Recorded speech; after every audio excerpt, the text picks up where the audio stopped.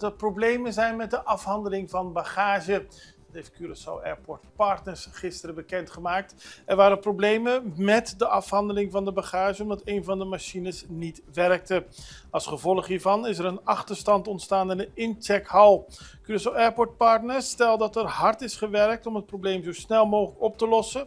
Aan het begin van de avond gisteren liet KAP weten dat het probleem was ontdekt.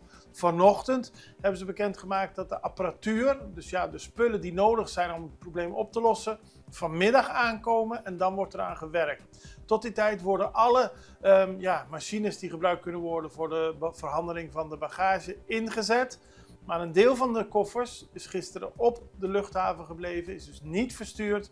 Vandaag wordt het probleem aangepakt en worden ook de koffers die gisteren niet mee konden verstuurd. Dat is een proces dat vandaag begint, maar enkele dagen kan duren. Dus voordat het normaal is, zal er enkele dagen overheen gaan. Maar KUR neemt het zeer serieus en probeert de problemen zo beperkt mogelijk te houden voor passagiers. En ook wordt het zeer goed in de gaten gehouden dat het probleem zo snel mogelijk opgelost kan worden.